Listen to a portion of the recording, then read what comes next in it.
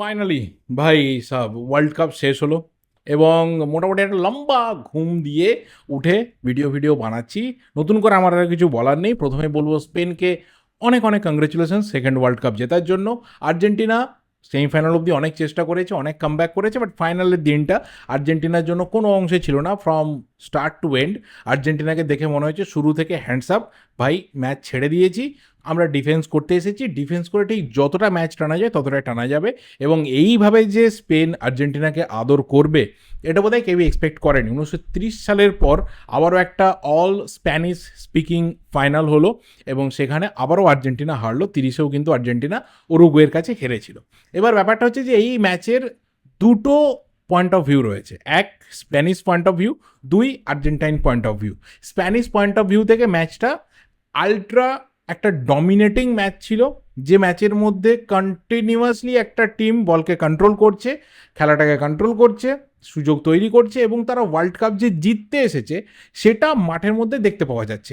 উল্টো দিকে একটা Argentine point of view, somehow ম্যাচটাকে ধরে রাখো, গোল করতে দিও না, ম্যাচটাকে 90 মিনিটের পর 120 মিনিটে টানো, 120 মিনিটে না হলে পেনাল্টি শ্যুট আউটে টানো এবং এটা প্রমাণ করতে হবে যে আমরা ক্লাচ পারফরমেন্সই দিয়ে আসছি, সেটা আমরা দিতে পারি। একটু অপেক্ষা করো, অপেক্ষা করো এবং অপেক্ষা করো, তারপর ফাইনাল হুইসেলটা বেজে গেল। এই হচ্ছে দুটো ব্যাপার। দুটো টিমের যাদের ওপর সব থেকে বেশি নজর ছিল, একদিকে লামিনে ইয়ামাল, উল্টো দিকে লিও মেসি, দুটো আলাদা জেনারেশনের দুজন স্টার। একদিকে একজন গ্রেটেস্ট, একদিকে একজন সুপারস্টার। আপাতত সে আস্তে আস্তে ওপরের দিকে উঠছে, ভালো জায়গাতে যাক। আজ আ ফুটবল ফ্যান তার খেলা আমরা পছন্দ করি, কিন্তু যখন বার্সেলোনা রিয়াল মাদ্রিদের হয় তখন সেটা পছন্দ করি না। সেটা আমার একটা আলাদা পয়েন্ট অফ ভিউ, আমার একটা আলাদা ব্যাপার সেখানে রয়েছে ফ্যান হিসেবে। কিন্তু অ্যাজ আ প্লেয়ার যা কিছু ও করছে, যেভাবেও ফুটবলটাকে আপাতত ভাবতে শুরু করেছে বা ফুটবলের শোটা দেখাতে শুরু করেছে, বহুদূর যাবে। 18-19 যদি এই অ্যাচিভমেন্ট হয় তাহলে 35, 36, 38 গিয়ে তো ছাড়ো, বাদই দাও, বলা যাবে না মানে কোথায় গিয়ে শেষ করবে যদি এই ফর্ম বা এই পারফরমেন্স যদি কন্টিনিউয়াসলি রাখতে পারে। আর উল্টো দিকে মেসি, দেখো মেসি ফ্যান্স যারা রয়েছে না, আর্জেন্টিনা ফ্যান নয়, মেসি ফ্যান, মানে মেসির জন্য আর্জেন্টিনা ফ্যান যারা, কাল থেকে তাদেরকে এবার নতুন টিম খুঁজতে হতে পারে। মেসি ফ্যান যারা রয়েছে তাদের বক্তব্য এই ফাইনালের পর, দেখো মেসি তার নিজের সব কমপ্লিট করে নিয়েছে, ফুটবল কমপ্লিট করে নিয়েছে, তো একটা ওয়ার্ল্ড কাপ ফাইনালে কী এসে যায়? That's true, that's very much true. কিন্তু এটা মেসির কি পয়েন্ট অফ ভিউ? যদি মেসি এটা ফিল করতো যে আমি ওয়ার্ল্ড কাপ কমপ্লিট, মানে ওয়ার্ল্ড কাপ জিতে নিয়েছি, ফুটবল কমপ্লিট করেছি, তাহলে তো রিটায়ারমেন্ট নিয়ে নিতে পারতো। ভাই 26-এর ওয়ার্ল্ড কাপটা খেলতে কেন এলো? তো কে মানে এখানে ভেবেছিল যে 26-এর ওয়ার্ল্ড কাপ ফাইনালটা আর্জেন্টিনা এইভাবে হারবে, মেসি এইভাবে হারবে? তো মেসির কিন্তু একটা পয়েন্ট অফ ভিউ না। মেসি তার নিজের লাস্ট ব্রিথটা অবধি, যতক্ষণ সে মাঠে থাকবে, সে কিন্তু আর্জেন্টিনার জন্য ফাইনাল হুইসেল অবধি চেষ্টা করবে যে কিছু একটু আর্জেন্টিনাকে দিয়ে যাওয়া যেতে পারে, যতটা দিয়ে যাওয়া যেতে পারে চেষ্টার জন্য। তো যারা একদমই ডাইহার্ড বা অন্ধ মেসি ফ্যান্স রয়েছে, তারা এই গ্লোরিফিকেশনটা করতে গিয়ে আমার মনে হয় যে মেসিকে অনেক বেশি ছোট করে ফেলছে। এটা ঠিক না। একটা প্লেয়ার যখন তার দেশের হয়ে লাস্ট মোমেন্ট অবধি খেলে, তার কিন্তু টার্গেটটা থাকে দেশের জন্য কিছু করা। কারণ ultimate at the end of the day he is the soldier. একটা প্লেয়ার, সে একজন সোলজার, সে দেশের জন্য শেষ রক্তবিন্দু অবধি ভালো কিছু করে যাওয়ার চেষ্টা করে। ইন্ডিভিজুয়াল যে অ্যাচিভমেন্ট রয়েছে তার জন্য মেসির মতো প্লেয়ার অন্ততপক্ষে কোনোদিনও ফুটবলটা খেলেছে বলে আমার পার্সোনালি মনে হয় না।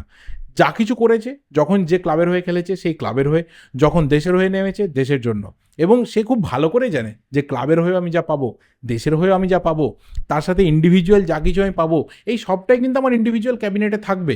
তো যদি সে মনে করতো যে 2022-এর ওয়ার্ল্ড কাপ ফাইনালের দিনকে এসে জিতে যাওয়ার পর কমপ্লিট করে ফেললাম ফুটবলকে, তাহলে সেই দিনকেই কিন্তু মেসি রিটায়ারমেন্ট নিয়ে নিতে পারতো, যে ঠিক আছে আমি আর খেলবো না ভাই। এখান থেকে দাঁড়িয়ে আমি কোনো হার জিত, এক্সট্রা ভালো লাগা, খারাপ লাগা, ডাউনফল আমি কিচ্ছু ফেস করব না। মেসি এসেছিল নিজের দেশকে আরও একটু বেটার জায়গাতে পৌঁছে দিতে। 4 নম্বর ওয়ার্ল্ড কাপটা জিতে ইতালি জার্মানির সমকক্ষ দেশ হিসাবে প্লেস করে রেখে যেত এবং জাস্ট একটা ওয়ার্ল্ড কাপ দূরে থাকতো ব্রাজিলের থেকে। এই লিগাসিটা ফাইনালি সেট করতে মেসি এসেছিল 2026 ওয়ার্ল্ড কাপে, and he was enjoying this world cup. কোথাও যেভাবে মেসি ক্লাচ পারফরমেন্স দিয়েছে, মেসি যেভাবে ফিনিক্স পাখির মতো ফিরে এসেছে প্রত্যেকটা ম্যাচে, মেসি ওয়াজ এনজয়িং এবং আমরাও ফুটবল দর্শক হিসেবে এনজয় করছিলাম। বাট ফাইনালি এমন একটা দিন, আর উল্টো দিকে এমন একটা অপোনেন্ট, আর বেঞ্চে এমন একজন কোচ, যে সব কিছুই কিন্তু পুরো খিচুড়ি পেকে গেল এই ফাইনালটাতে। একদিকে স্পেন, তারা ভেবেই ছিল যে আমরা বল লুজই করব না, বল আমরা পা থেকে বারই করবো না। আমার তো মনে হচ্ছিল জুতোতে বোধহয় কোনো শক্ত আঠা লাগানো আছে, বল আসছে চাপাক চাপাক করে লাগছে, আবার সুযোগ মতো বেরিয়ে চলে যাচ্ছে। এবং ২, সেটা হচ্ছে যে কোচ ভাই সাহাব স্ক্যালোনি, তার স্টার্টিং 11 থেকেই দেখে মনে হচ্ছিল যে পুরোপুরি একটা হ্যান্ডস আপ স্ট্র্যাটেজি, হাত তুলে ফেললাম, মানে হবে না আমাদের দ্বারা। এত ডিফেন্সিভ, এত ডিফেন্সিভ, এতটা ডিফেন্সিভ, আমার মনে হয় যে ঠিক যে রেজাল্ট হওয়ার কথা বা যে আউটকামটা আসার কথা সেটাই কিন্তু এসেছে।